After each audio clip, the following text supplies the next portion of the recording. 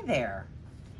Today, I'd like to show you how to make a carry-all. I made one to show you, but I'd like to make one out of Christmas fabric and give it as a gift to my mother-in-law. She's 91 and lives in assisted living and uses a walker everywhere she goes. So this is perfect to put on the front of the walker. You can also use this for a stroller or to put on your sofa and put remote controls in the pockets that I'll show you how to make. So let's get started. I received this pattern from Shabby Fabric's website. It's a free pattern, and you can go download not the instructions, the measurements, but I'm going to go over them with you so you don't have to do that if you don't want to. So we have a main fabric that I bought. It's a poinsettia, and it's 14.5 by 25. And this is the backing that's going to go on the back of the poinsettia. So it's also 14.5 by 25. Now the carry-all has 2 large pockets, which is this green one right here. So you're going to actually cut 4 pieces of the large pocket, and it's going to be 9.5 by 14.5. And then you're going to cut 2 small pockets, which is this front pocket here. And this is the fabric I chose for that. And you will cut 7.5 by 14.5. You'll cut 4 of these as well. Now for the fabric, I ended up getting a yard of each one of these fabrics. You probably don't need a full yard, but you're going to need at least 3/4 of a yard of each one of these fabrics. And then I just had some extra fabric around the house that I wanted to use that matched. So this is for the trim, and this is cut 2 by 15 inches. And this will be what we're gonna put right here on the trim of the pocket. Shabby Fabric says that the trim should be 2.5. I like 2 better because I like a thinner trim on the top of the pockets. And then here's the binding. I did cut the binding 2.5 by about 96. She calls for 2.5 by 80 inches, but I liked plenty of binding to work with when I'm getting ready to put this on the carry-all. The carry-all, once you get those pockets on there, can be pretty thick. So you want to have enough binding for it to go over comfortably. The next thing you're going to need is some fusible fleece. You can either get single-sided or double-sided fleece. I had single-sided at the house, so that's what I'm going to use. And you're going to cut out 2 pieces of 7.5 by 14.5 for the small pocket. And you're going to cut 2 more pieces of 9.5 by 14.5 for the large pocket. And then you're going to go ahead and cut 1 large piece for the front, for the main fabric, 14.5 by 25.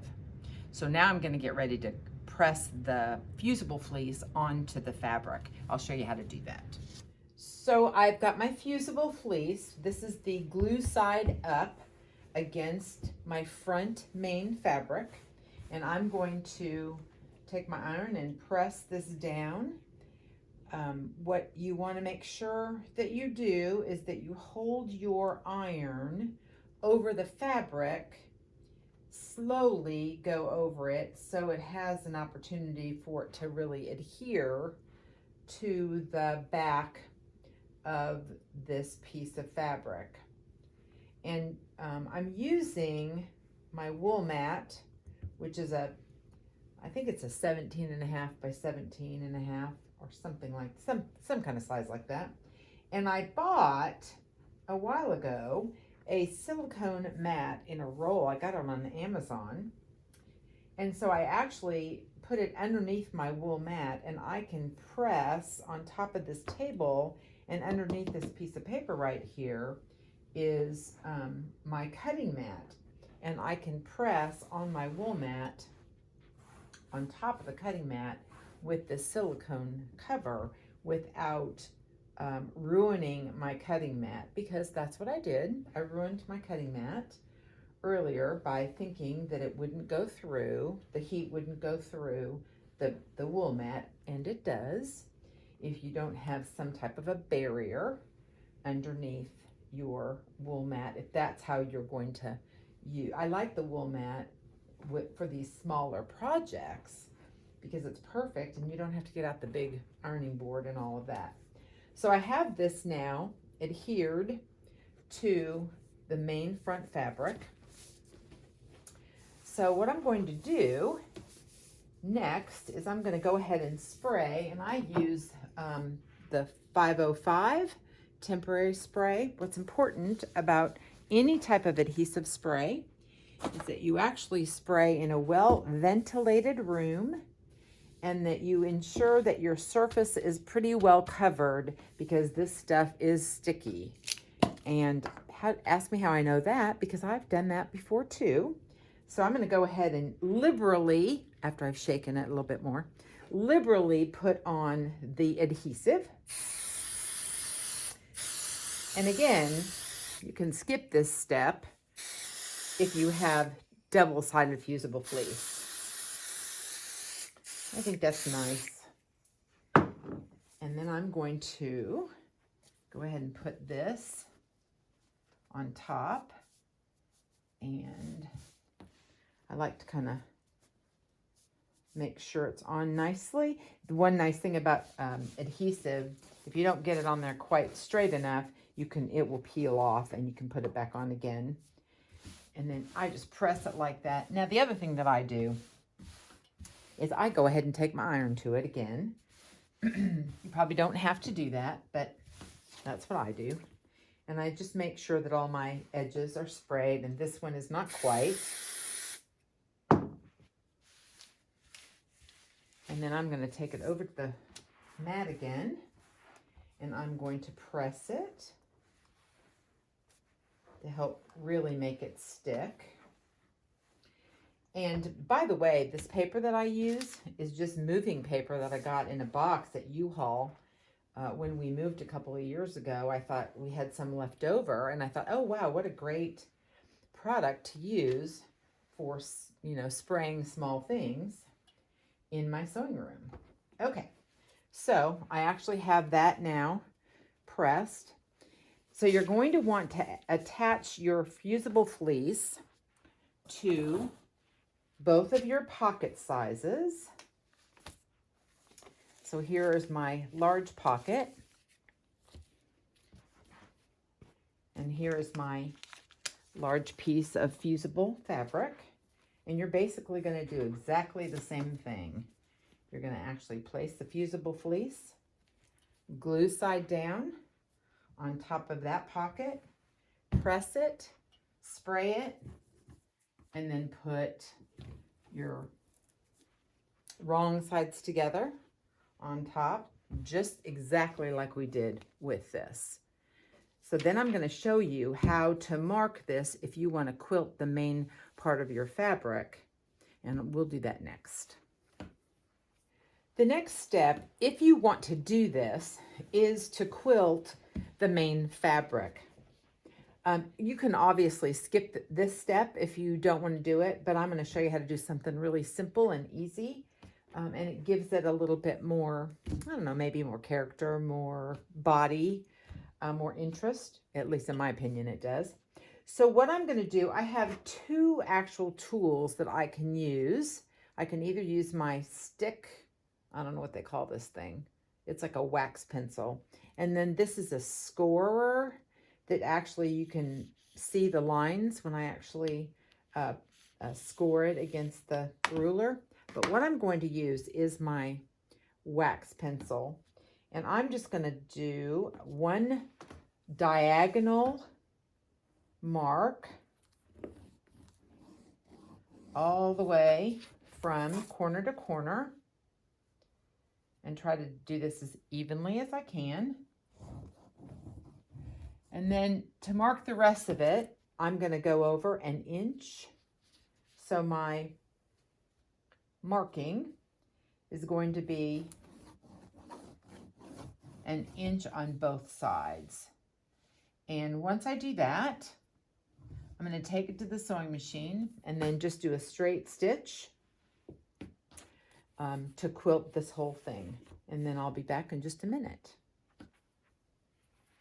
So I've gone ahead and done half of my quilting. I hope you can see that. I quilted it with red thread on the back and with, it's called caramel, on the front, or what will be the pockets will be placed on top of this front fabric.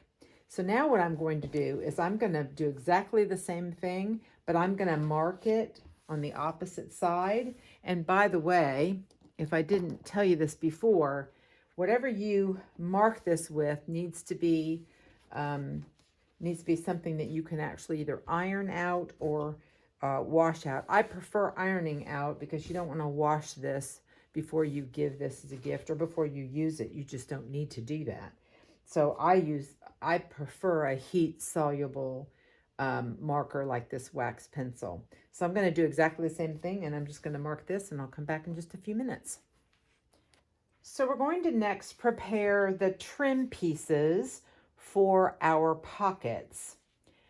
You're going to take each piece, the 2 by 15 inches, and you're going to fold them in half, wrong side together, and take your iron and get a nice press on that trim piece. If you haven't already figured this out by watching me, I'm a little bit of a nut for ironing things well.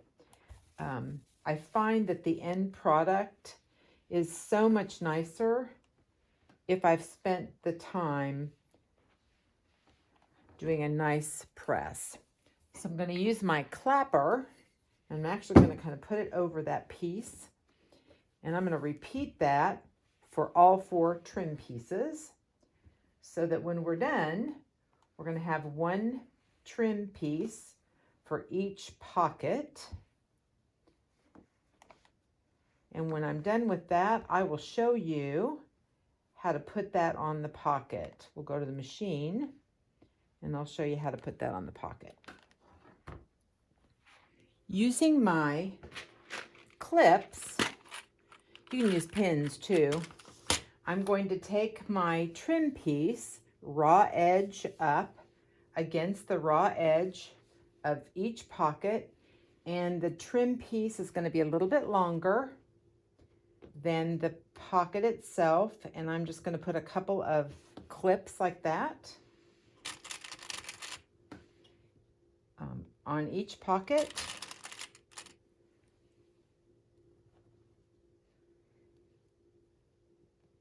And then I'm going to take a 1/4 inch seam allowance and just run that right down that top edge. I'm going to repeat that for all 4 pockets. I've already sewn my binding together, so it's one long strip, but I want to show you how I did it so that you'll know what you do. So this is just a sample piece of fabric that I cut. And so I'm going to take my ruler and my pen. This is a heat, it is erasable once heat touches it. And that's what you want. You want something that's not going to stay in the fabric. So what you're going to do is you're going to put your right sides together at this 45-degree angle. You're going to take your ruler and you're going to mark from this top left corner down to this bottom right corner a diagonal line, just like that. And I'm going to put a pin in it because I've got to walk it to the sewing machine. Normally I would do this at the sewing machine, so I wouldn't even necessarily need a pin. And you're going to sew your seam right down that diagonal line. And then when you're done sewing that together, you're going to cut off the excess corner, press it, and then it will turn right back out just like that. Just exactly like I did it on this one. You can't see the seam, but there it is. And then you're going to press the seam really nicely, get it nice and flat.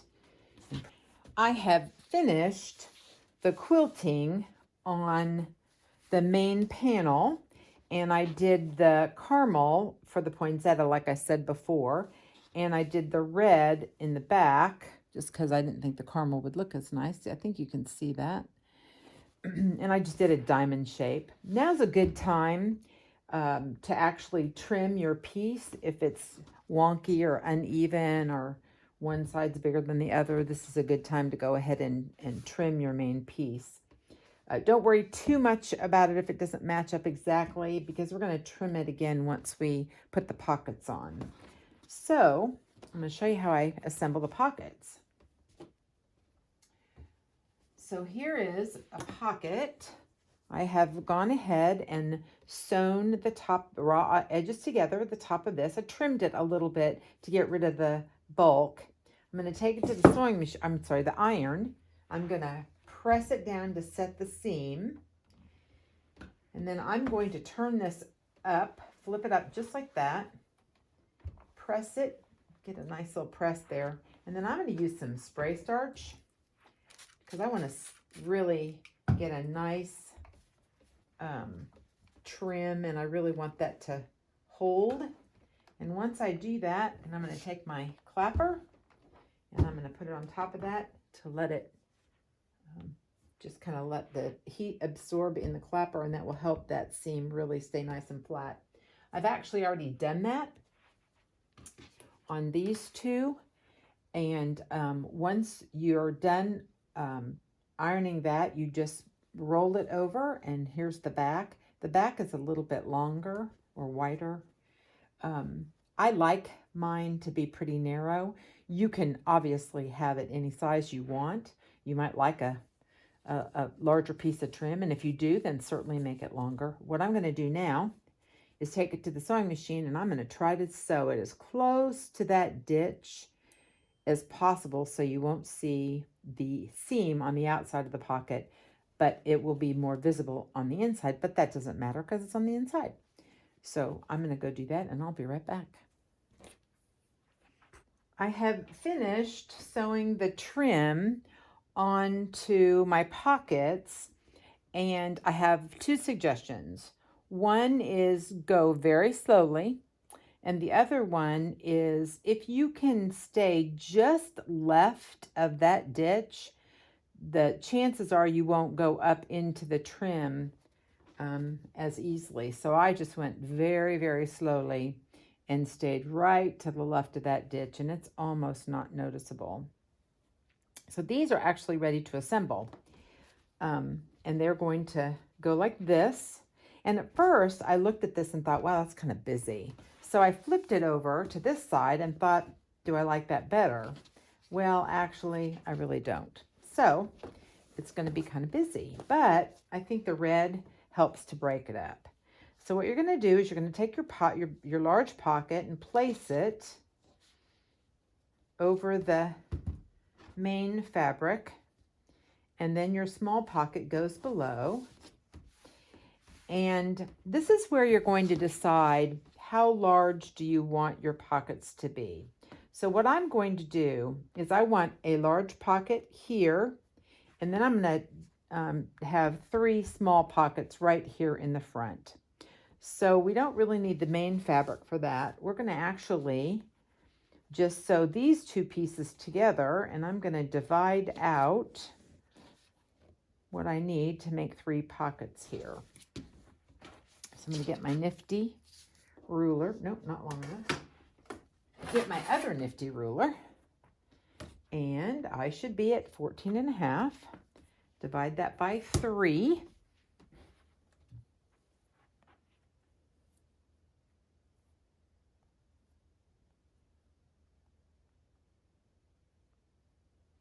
And it's about 4.8.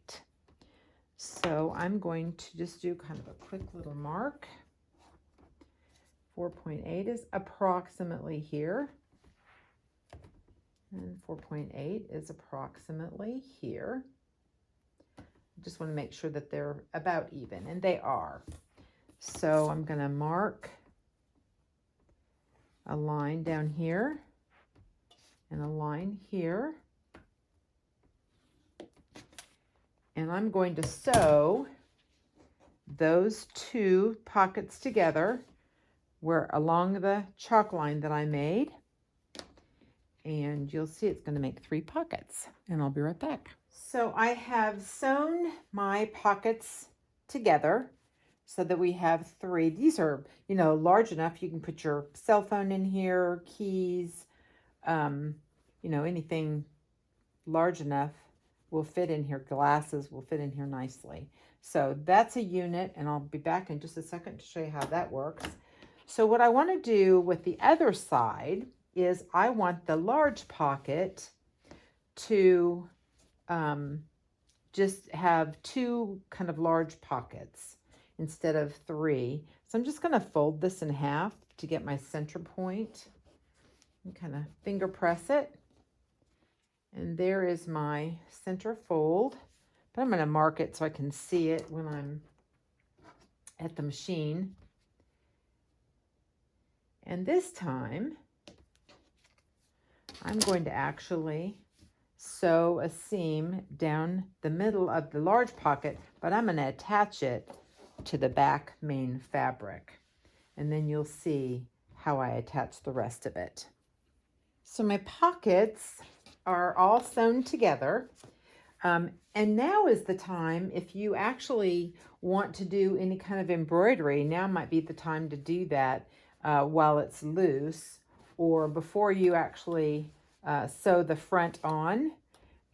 Now's a good time to do that. I recommend also that you reinforce the seam that you're going to put the pockets. It's going to take could take a lot of wear, a lot of weight would go in here. So I kind of went over that a couple of times. All right, so we're going to go ahead and put this pocket over the one I just put together. And you'll kind of see it coming together.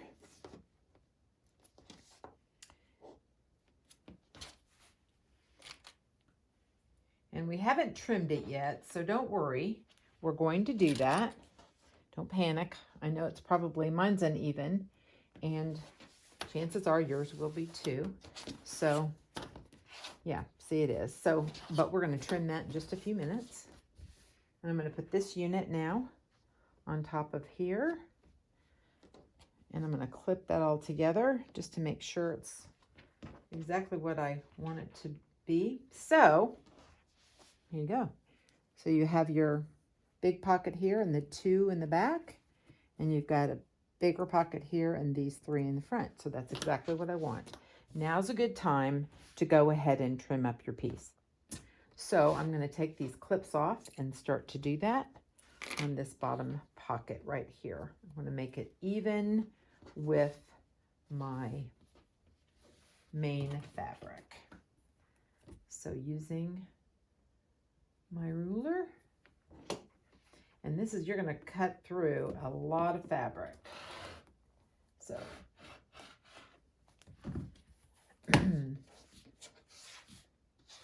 just go slowly. Again, go slow. Okay, so that's not exactly even, but you know what? It's going to actually be okay because I'm going to scooch that over a little bit and trim a little bit more of that off. It's going to be covered by the binding, so it won't matter. But, you know, it does make it a little bit neater. So we're going to do that on the other side over here, and we're going to do it over here. Well, we need to make ties for the carry-all so that when it sits on the stroller or the walker, we can tie it and it will be more secure. And I was going to use ribbon, and certainly ribbon will be easier, but I bought some red ribbon. I didn't have this fabric with me, and it does not look very nice. It's too orangey, so I don't like it. So I'm having to make my own. So if you want to make your own ties, which certainly you can do, you're going to want to cut 4 2-inch by 20 strips, And then what you're going to do is you're going to just press right sides together in half, just like this. I'll show you one, and then I won't bore you with putting them all together. And once you have sewn that in half like that, you're going to actually take it to the machine and you're going to sew the closed this end and all the way down, so you only have one open end right here, and you'll have to turn it out, and I'll have to show you how to do that, but that's the next step. So once I have my tie, I need to turn it inside out, and I started it with this little stick here just to get it going, and then I use my purple thing because it's got a square. This stick will poke holes, but I just use it to get it started. And then all you need to do is kind of just gently pull the fabric back like that against the purple thing. You can also buy a tube turner. I don't have one of those. However, it might be a good thing for me to invest in because, you know, making my own ties is not something that I do very often, but there might be other times besides this one that I want to make my own. I actually have another project that I was thinking, oh yeah, I can make my own ties. I probably need to buy myself one of those tube turners. This actually works. It just takes a little bit more time. Whoops. And, you know, if you're like me, I keep losing it. So then you're just going to pull, once I have the top, you're just going to pull this to turn it inside out. At least that's what I'm attempting to do, is to pull it just like that. I know that looked harder than it really needs to be. And then my stick comes out just like that. And you need to work to get that corner out of there. This is where this pointy thing is very helpful. And then what I did with my earlier carryall, the one I made before, is I pressed this down to make it kind of flat, and then I top stitched it so that it would keep its shape.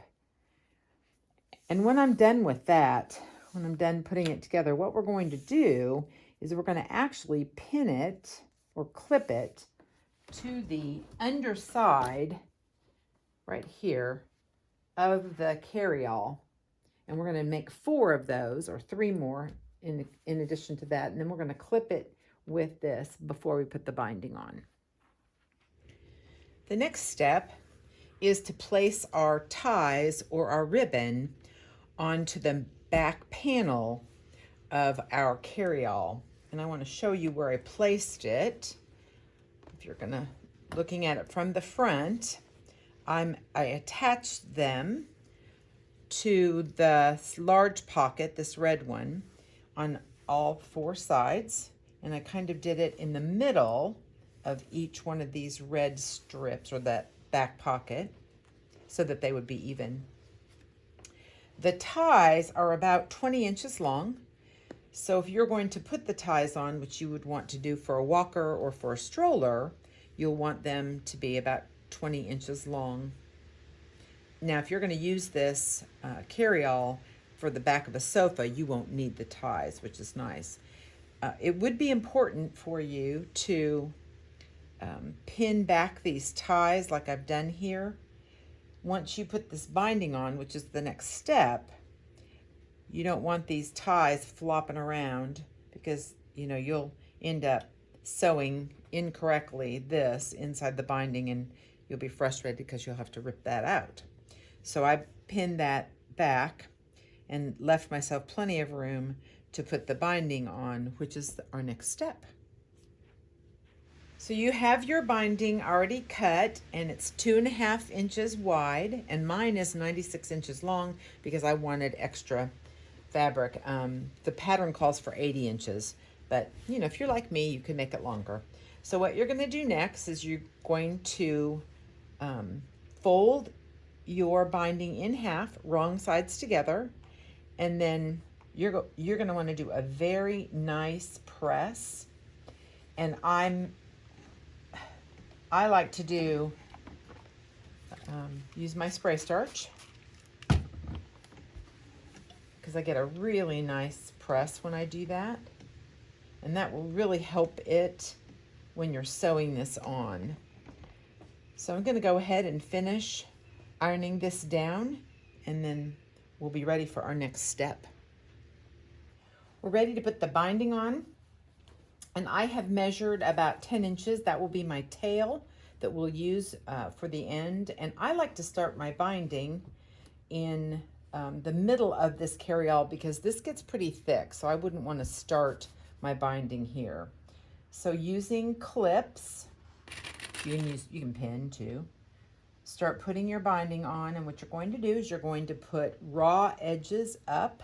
The fold is this way because we're going to fold this over just like we did the trim.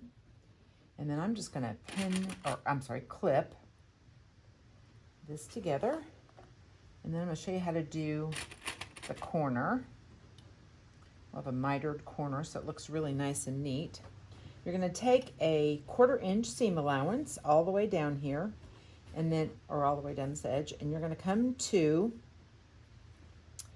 the corner, and you're going to leave yourself about 1/4 inch-ish, and then you're going to sew that and then flip this fabric up, and then you're going to fold that 45-degree angle, and then when you sew, you're going to sew to that fold, and then I just sewed up to the corner and then cut my thread. So once you have done that, you're going to take that 45-degree angle. You notice it's flipped up, and then I'm going to take it and bring it down on itself. And you can feel that ridge where the fold is. You're going to want to finger press that because that's where you're going to start stitching your 1/4 inch seam allowance down on the other side. Clip that. I'll show you how to do this on the machine too. It might make more sense if I do it on the machine.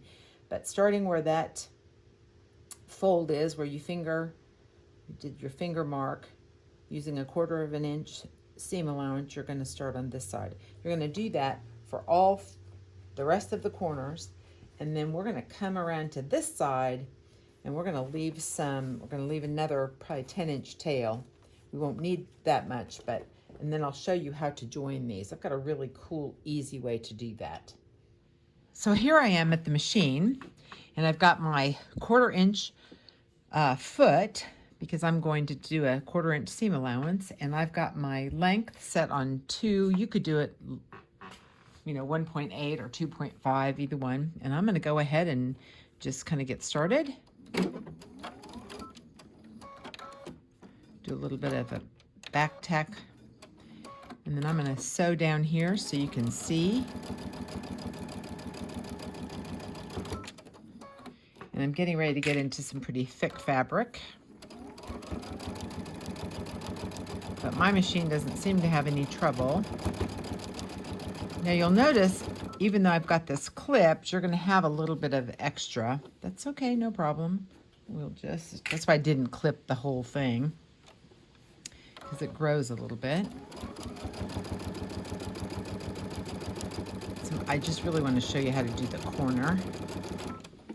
And I want to be able to, so I've made that press, or made that, maybe if I show you, if I mark it, that might be better. That way you can really see it. Is that better? I'm going to sew to that mark.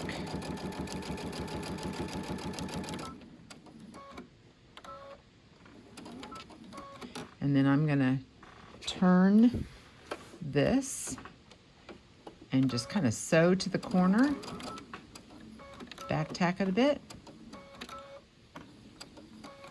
cut my thread. So I hope you can see that. And then now I'm going to flip this up like that and then fold it down on itself. See how it kind of flips up like that? You can, I'll go ahead and mark it again so you can see. And when I turn this corner, once I get my fabric, I'm going to start right where I marked it, about 1/4 of an inch. And actually what I like to do, well, that's what I like to do right there. And then I back tack a little bit, and then we're ready to finish the seam. So I will finish sewing this together, and I'll come back and show you how to do, how to join them together. So I have sewn my binding on all the way around, and this is what it looks like. The corners are kind of flippy up there. And I've come to the place where we need to join our 2 binding pieces together. So what I've done, I cut a little bit of this off. This was that 10 inches I started with, and now it's probably more like 5 inches. Because you're going to manipulate this, so you're going to want to leave yourself some room here. So I have sewn all the way to about here.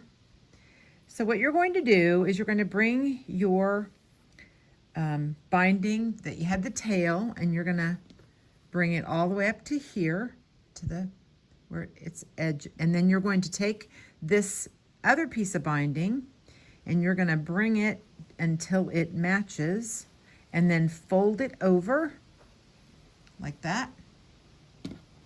You're gonna see how it kind of will go together. It's gonna look like that. And then depending on the width of your binding, our binding was 2.5 inches. You are going to measure from the fold to the left about 2.5 inches, which is approximately right there.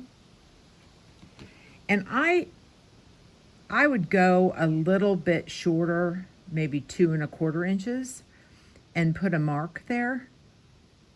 Now obviously, if you have a 2-inch seam allowance, you'll only want to do the fold 2 inches, but ours is 2.5, so I did mine about 2.25.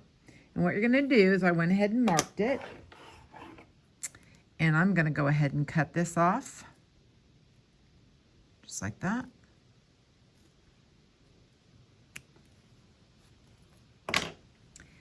And then we're going to open these.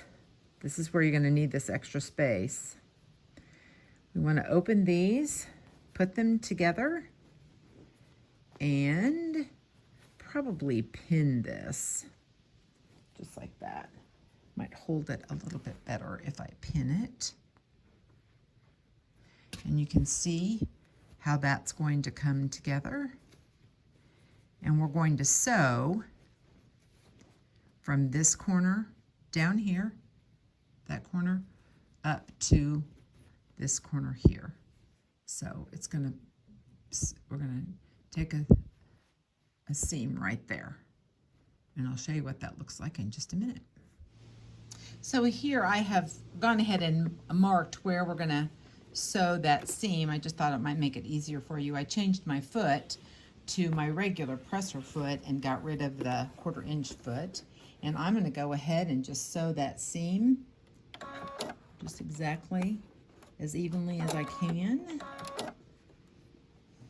And I'm doing this standing up, so it's not quite as easy for me. This may be a time if you want to go a little slower than maybe I'm going. I didn't mean to quite go that fast. And we just want to sew right up to the edge of that bottom. Take a couple of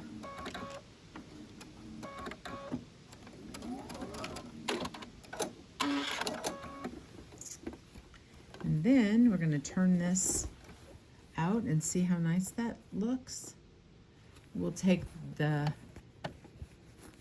this edge, we'll cut that, leaving ourselves about 1/4 of an inch, press it open, and then once we get ready, we will sew it. And look how perfectly that is going to fit. It's just perfect. Okay, so I have sewn all of it together. This is what it looks like. And you'll notice, I don't know if you'll notice, but you see there's a little bit of extra fabric. But when you turn this over, you will never know. So the next step is I do a nice press. And you just want to press this out, just like this. All the way around on all 4 sides. And I'll show you how we flip that over. And right now, don't worry about the corner. We just want to get that nice and flipped out. It'll help us when we turn it. If you want to, you could trim the seam, you know, here. Mine's about a 1/4 of an inch seam allowance. You could cut it and make it 1/8 of an inch if you want to. But you know what? Because we did a 2.5 inch binding strip, it goes over pretty nicely. And I kind of like that extra padding there because it kind of gives it a little bit of body. And the way we're going to sew the binding on, it will be helpful. And I'll show you what I mean, because we're basically going to do the same thing with the binding that we did with the pockets. We're going to just sew it right in that ditch as much as possible. So now that I have this pressed out, we are going to want to flip this over and start pulling our binding over just like that. So I'm going to use clips to do that. And I'm also going to press this because that makes it a little bit easier once we start to sew. If it's pressed, it helps. Now this is how you're going to do the corner. So really, you've got that extra fabric right there, and you're just going to press that, finger press that over, and take your other fabric and press it down like that. So it's going to make, basically it's going to make a little corner, just like that. And if that doesn't look good, do it the other direction. Sometimes that helps.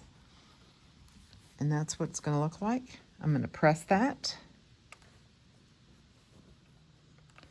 And I'm going to clip it. And once I'm done with all of this, I'll show you what it's going to look like when we get to the machine. So I can show you how to sew it on the machine. So that's basically,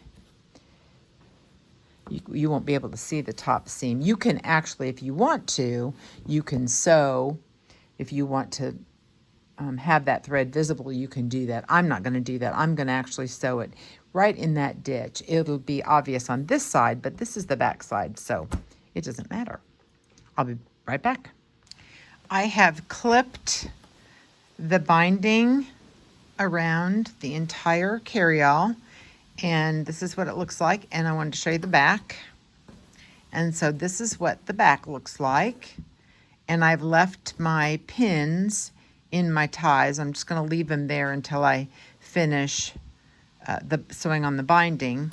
So the next step is to go to the machine, and I'm going to do exactly what I did with the trim on the pockets. Is I'm going to sew right there in that ditch, and I'll be back. And oh, by the way, you can always hand sew this binding down if you'd like to do that.